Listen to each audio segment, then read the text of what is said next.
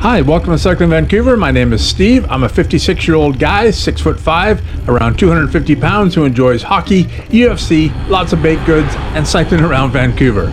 You may have noticed, though, this is not Vancouver. Rather, I'm in a small village in the northwest corner of Umbria, a region located in central Italy, and I'm here for a week of cycling adventures. So, if you're interested in seeing what Umbria looks like from the back of a road bike ridden by some old dude, sit back and relax. This is Ride 168. Today is Tuesday, May 17th, 2022, and this is day 3 of my 6-day cycling adventure in Umbria. As usual, we are starting this ride in the village of Lisciano Niccone, where we are staying for the week at the beautiful Agriturismo le Fornaci, a hotel converted from an old farmhouse. Yeah, if I lived here, I'd be out 6:37 in the morning. The heat, yeah, I didn't think it did, but I sure found last year it sure did. And it was up in this 28 to 33 quite a bit through the summer. In addition to Tim and Roberto from Inspired Italy, our group is comprised of David from LA, Bob from Florida, Oscar from Majorca, Robyn from Aberdeen, Scotland, and Leonard, Jatin and Calvin from various parts of England. On day 1, we cycled 75 kilometers in the hot sun to Citti di Castello for lunch, and yesterday we rode 85 kilometers around Lake Trasimeno in up to 35 Celsius temperatures. I was expecting warm weather here, but this has been unseasonably hot for Umbria and quite wearing on us. Our leader Tim had originally planned another long ride for today, but after yesterday, several members of our group pushed back and suggested a shorter recovery ride. So rather than another 80-kilometer ride with several climbs, Tim came up with an alternative. When I went to sleep last night, I expected to wake and enjoy a nice 21-kilometer ride around the Niccone Valley and prepare for day 4 and the killer day 5 ride Tim had planned.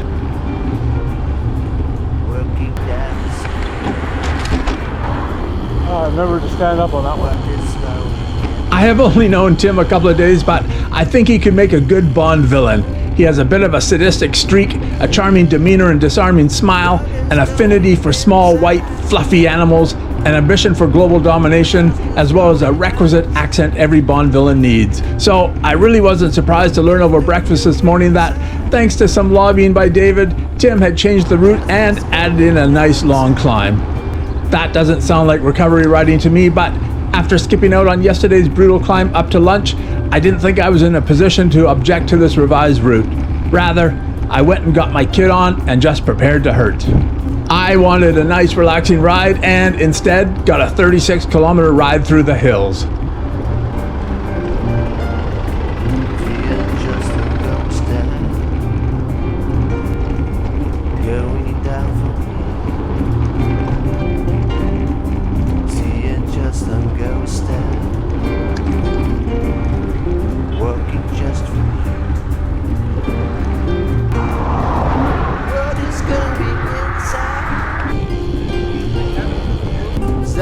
Looking outside.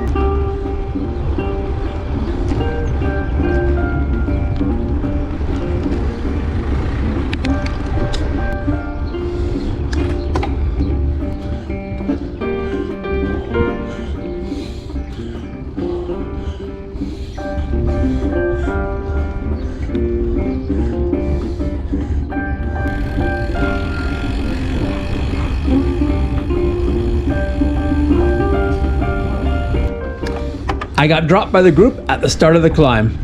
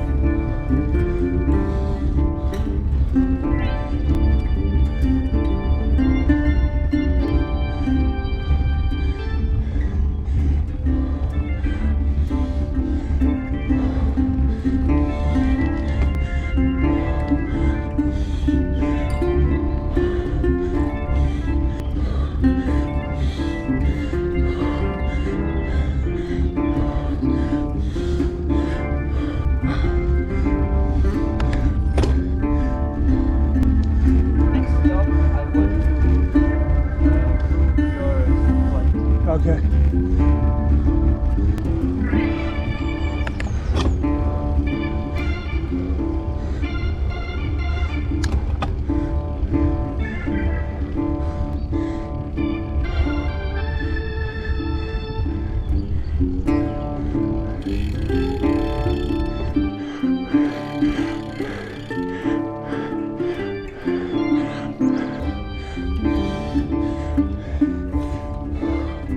It wasn't a tough gradient and I should have been fine with it, but I struggled up that hill and had to stop several times.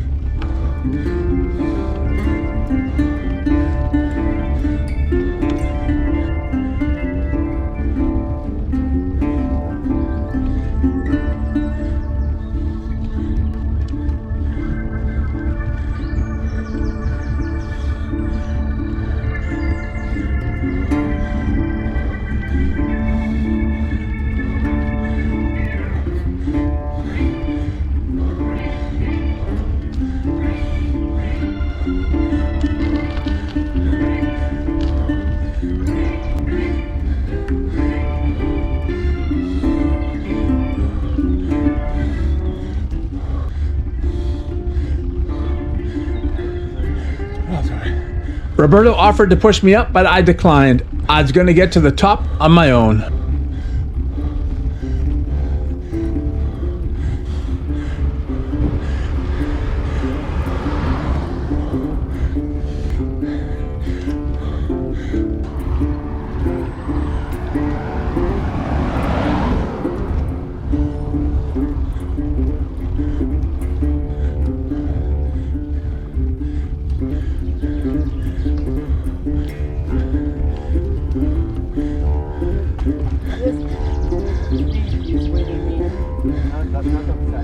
I was very happy to finally see the end ahead.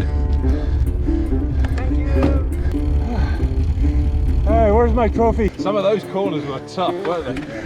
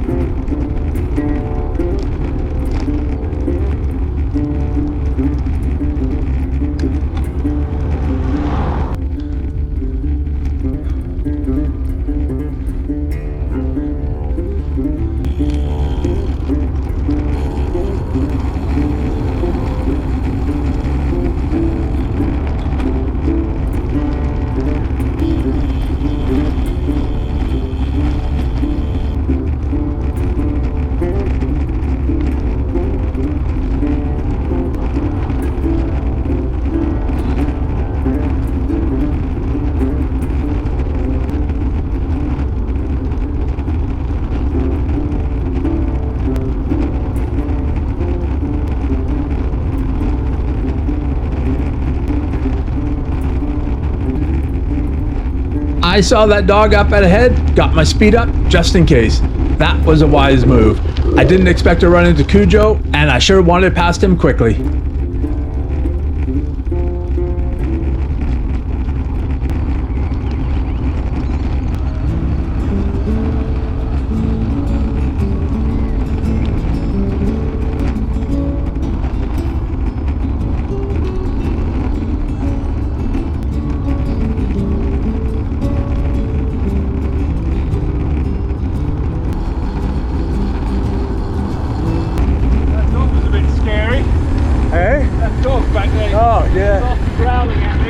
Me too.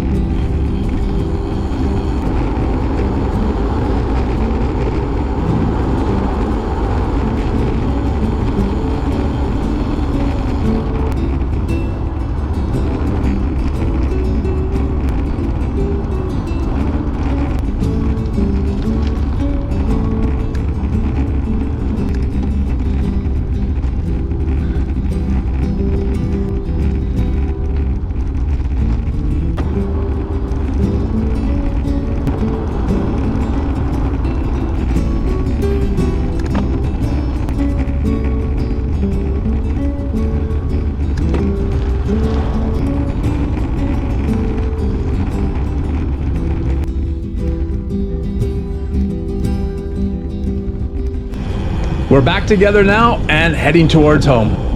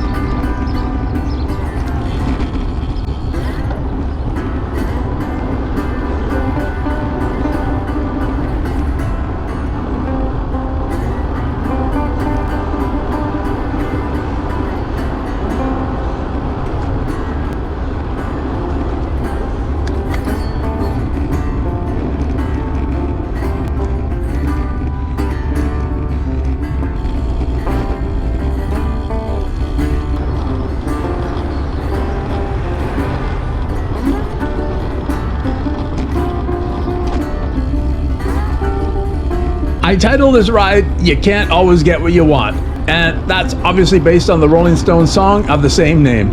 I can't say I've ever spent much time thinking about the lyrics of that song, but after today's ride, I gave it some thought. I wanted a nice relaxing ride, but that's not what I got. Instead, I got a harder, painful slog through the hills. Yet, surprisingly, after finishing, I was quite content and realized that the revised route was much better than the originally planned course. We had come to Umbria to ride the Apennine Hills, not to relaxingly pedal around a fairly flat valley floor. Bonneville and Tim obviously understood that. His revised route was challenging, fun, and ultimately rewarding. That wasn't the route that I'd wanted at the start, but as it turned out, I got exactly what I needed, and I was quite satisfied with that. Thanks, Super Bonneville and Tim.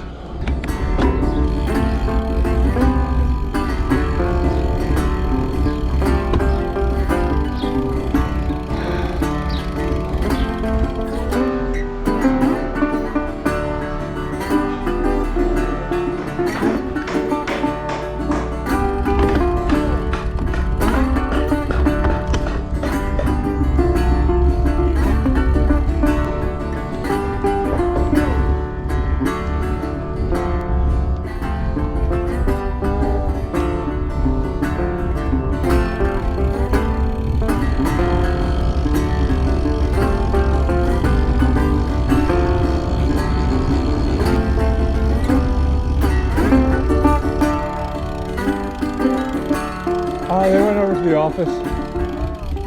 Now, time for a dip in the pool, some beer and lunch, and then to prepare for our wine tasting adventure at I Ghisaroli di Sant'Andrea Cantina in Umbria today, and then dinner at Ristorante Simone Corsetti above the winery.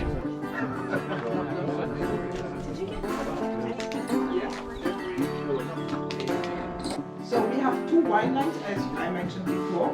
We have the traditional wine line with a material which is for food. And so, but temperature-wise, they're perfect. 2019, vineyard, and everybody did their wine. But with the new generation, it's a half maturing white wine. We have two types of white wine, one natural and one. We use them for not more than. Oh yeah. Himself too. Well, it works. But if you don't need it. No, I think. Can I put it aside? Oh my God.